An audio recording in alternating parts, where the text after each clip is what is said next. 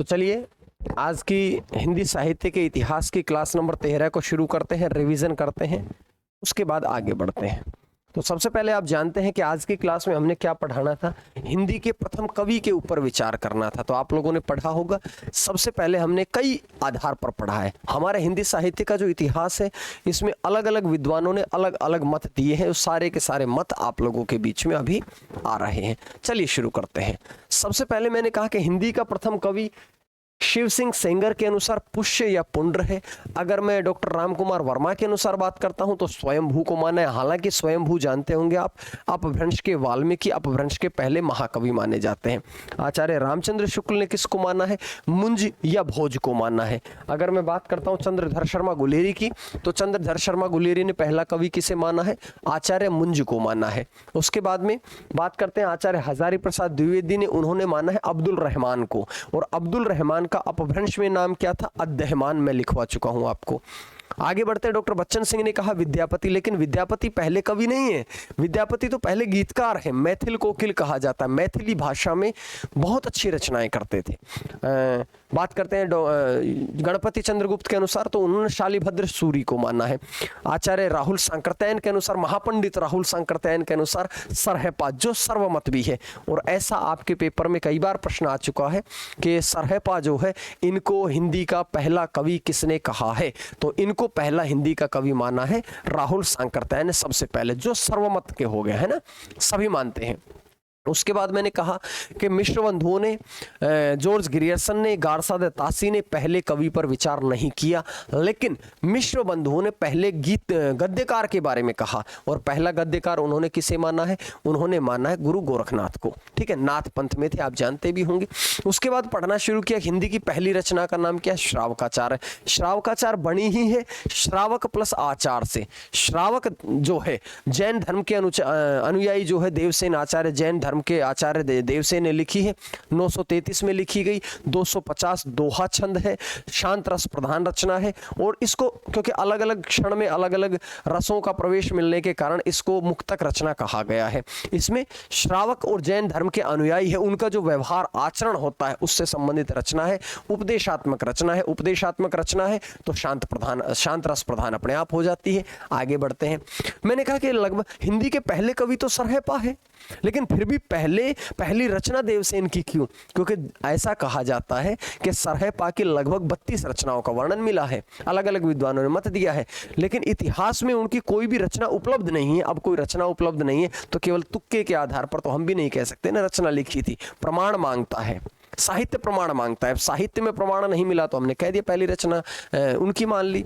उसके बाद में मैंने आदिकाल शुरू किया था, जो कि आज बहुत ज्यादा नहीं पढ़ा है, थोड़ा सा टू द पॉइंट बात करी है। जॉर्ज अब्राहम ग्रियर्सन ने इसकी समय सीमा बताई है 643 ईस्वी से 1400 ईस्वी। मिश्र बंधुओं ने बताई है 643 ईस्वी से 1387 ईस्वी।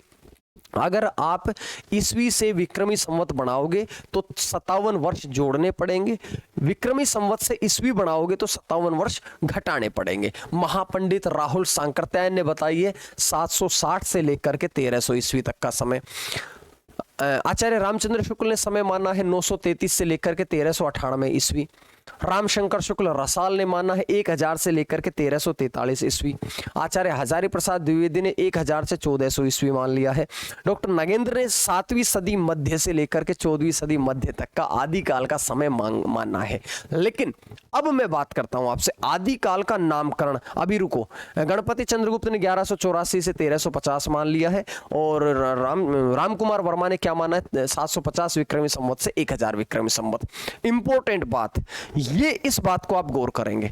आदिकाल का नामकरण मिश्र बंधुओं ने आरंभिक काल, गणपति चंद्रगुप्त ने प्रारंभिक या शून्य काल। शून्य काल का प्रश्न कई बार पेपर में आ चुका है। आचार्य रामचंद्र शुक्ल ने पहले जो आदिकाल है इसको आदिकाल कहा या वीरगाथा काल कहा। आप आचार्य रामचंद्र शुक्ल को तो जानते ही हैं, उन्होंने दोहरा नामकरण किया। काल क्रमानुसार के अनुसार उन्होंने कहा काल क्रम में इसको रखो आदिकाल में, लेकिन रचनाओं की प्रवृत्ति के आधार पर कहा कि भाई इसमें वीरों की गाथाएं सुनाई गई थी, तो आप वीर रस प्रधान रचनाएं होती थी तो इसको वीरगाथा काल कहिएगा। हजारी प्रसाद द्विवेदी ने आदिकाल का नामकरण दिया। महावीर प्रसाद द्विवेदी ने कहा कि बीज वपन काल के हिंदी साहित्य का बीज यहां से रखा गया था। राम कुमार वर्मा ने क्या कहा, संधि काल या चारण काल कहा है। राहुल सांकृत्यायन ने क्या कहा, सिद्ध सामंत काल कहा है। विश्वनाथ प्रसाद ने क्या कहा है भाई, वीर काल कहा है। रामशंकर शुक्ल रसाल ने जय काव्य काल कहा है। और एक आते हैं आपके डॉक्टर बच्चन सिंह, कहिएगा, धीरेन्द्र वर्मा, चंद्रधर शर्मा गुलेरी, उन्होंने अपभ्रंश काल का नाम दिया है। उसके आगे मैंने कम से कम आपको 25-30 लिखवाए हैं, आदि काल का नामकरण करने वाले 25-30 विद्वान लिखवाए हैं। जॉर्ज अब्राहम ग्रियर्सन ने क्या कहा, चारण काल। पृथ्वीनाथ कमल कुलश्रेष्ठ ने क्या कहा, अंधकार काल। राम खेलावन पांडे ने, डॉक्टर हरीशचंद्र ने क्या कहा है, संक्रमण काल। मोहन अवस्थी ने आधार काल। सुमन राज्य ने आधार काल। श्याम सुंदर दास के अनुसार वीर गाथा काल, ना वीर काल या अपभ्रंश काल। उसके बाद में मैंने क्या करवाया है, शैलेश जेदी ने क्या कहा, आविर्भाव काल। राम प्रसाद मिश्र ने संक्रांति काल। वासुदेव सिंह ने उद्भव काल। शंभुनाथ ने प्राचीन काल। डॉक्टर हरीश ने उत्तर अपभ्रंश काल। चंद्रधर शर्मा गुलेरी ने इसको पुरानी हिंदी का काल दिया। और आचार्य रामचंद्र शुक्ल ने प्राकृताभास हिंदी का नाम दिया। और रामशंकर शुक्ल रसाल ने इसे हिंदी साहित्य की बाल्यावस्था या शिशु अवस्था कहा है। क्या मेरी बात आज की समझ में आ गई है? अगर आ गई है तो फिर आज की क्लास को यहीं पे समाप्त करते हैं और अगली क्लास कल शुरू करेंगे। जब तक के लिए स्वस्थ रहें, मस्त रहें। जय हिंद, जय भारत, धन्यवाद।